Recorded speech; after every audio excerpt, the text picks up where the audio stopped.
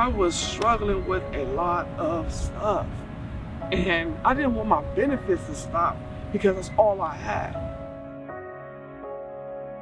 We basically needed help because we didn't want to get evicted. When I went to the VA, it seemed like everything just closed doors. I had an addiction problem and I was literally on the streets. When I didn't get my medicine or when I didn't get my routine, things would stir up for me. And adding substance and mental health disorder to the mix, it adds fuel to fire. And here you are trying to support yourself with just the bare minimum of what the government give you as your own benefits. Let alone you take it away from me and say, now survive. When Siobhan came to us at Inner City Law Center, she was dealing with a number of legal issues. Her disability benefits had been terminated. When we finally went down to the Social Security office to explain ourselves, it got me irritated. But because Sarah was there, it made it easier. It was like she had a human side. Working with government agencies can be very exasperating, frustrating, challenging. It takes a lot of perseverance to continue navigating the system, not giving up. Eventually we got her Medicare reinstated, and they agreed to reimburse her on the premiums that they'd been charging her out of her benefits. When everything was said and done, Miss Sarah gave me a call and said, hey, they reinstate you back on. I was like, yeah, we've done it.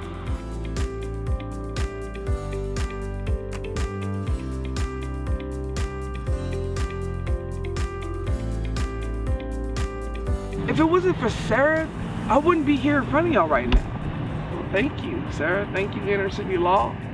Thank y'all for allowing me to come to y'all with everything. Al principio, primero decía que eran muchas personas en el cuarto. Después dijo que la renta. Yo me negué rotundamente porque era demasiado lo que estaba pidiendo de renta. Después dijo que no podía cocinar.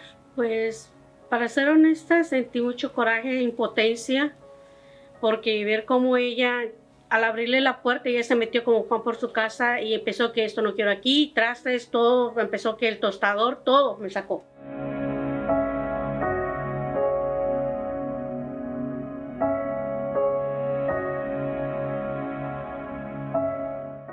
I feel that the world fell on top of us when we received the papers. It was just heartbreaking for me to having to tell my mom, like, this is going on. What are we gonna do? Where are we gonna start? We don't have any money. I felt small at the moment. I felt helpless. So the health and safety violation they were alleging Norley committed was that her family was cooking in the unit. At the hearing, which was done over the phone basically, the judge at first was looking at their moving papers and said, well, you can't cook in a motel.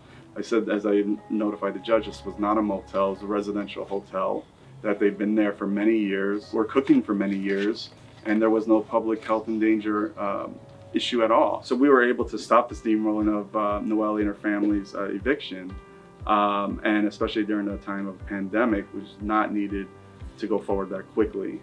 Tenants need to be housed. We have local, state authorities with the, issuing stay-at-home orders saying how important it is to stay at home. Well, how can you stay at home if you're being evicted?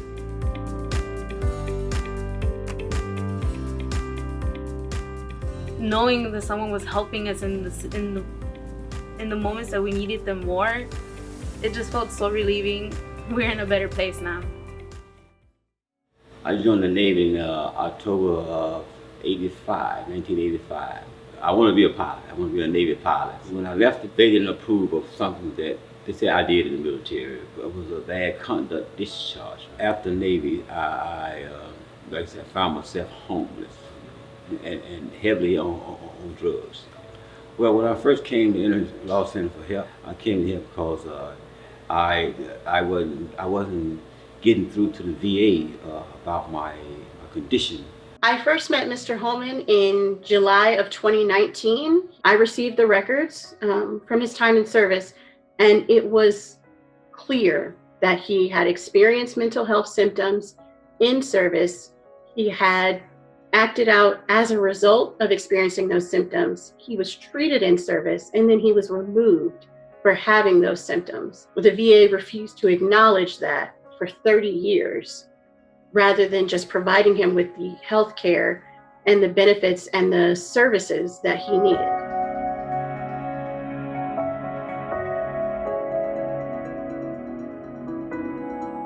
Apply again.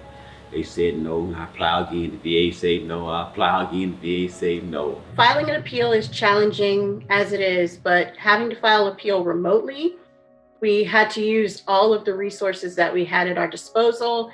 Even with all of those challenges, I was able to submit an appeal about 1 day after our office closed. Exactly 9 days later, we got a response and they granted Mr. Holman's claim.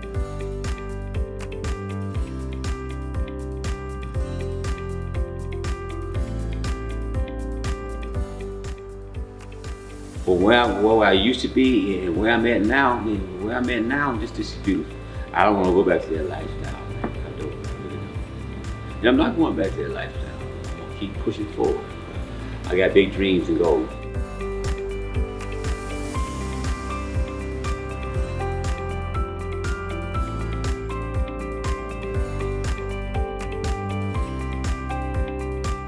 Everybody deserves the law on their side. And I felt like Inner City Law Center, y'all rock, man. So, thanks.